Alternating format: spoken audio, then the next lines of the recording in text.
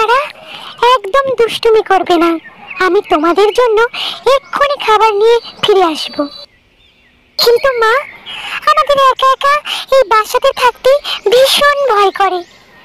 যদি কেউ এসে আমাদের ক্ষতি করে? দূর বোকা, কে তাদের ক্ষতি করবে?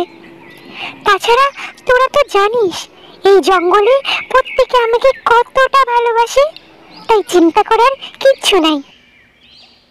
মা, তারপরেও তুমি কিন্তু তাড়াতাড়ি চলে এসো। হ্যাঁ সোনারা, খুব তাড়াতাড়ি আমি চলে আসবো।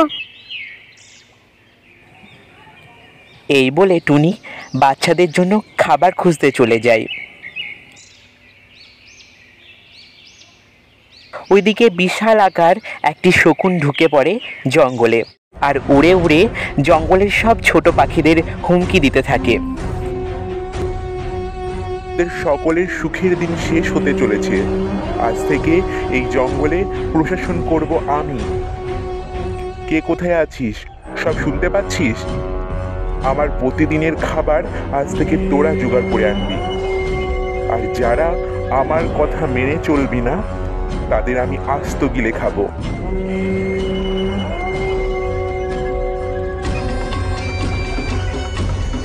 শকুনের ভয়ানক কথা শুনে বনের সব পাখিরা ভয় পেতে থাকে, আর টুনির ছানারা ভয়ে কাঁপতে থাকে। মা, মা তুমি কোথায়? ওই দুষ্টু শকুন আমাদেরকে দেখলেই শেষ করে দেবে। আমাদের খুব ভয় করছে মা, তুমি কোথায়?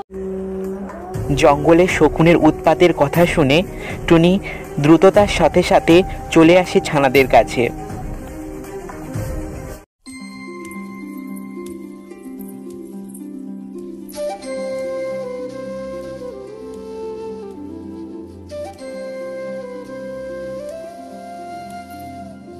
মা, তুমি এসেছো? তুমি চলে যাবার পর জঙ্গলে একটা বড় পাখি এসেছিল। ও বলেছে প্রতিদিন ওর জন্য আমরা যদি খাবার জোগাড় না করে দিই তাহলে ও আমাদের খেয়ে নেবে।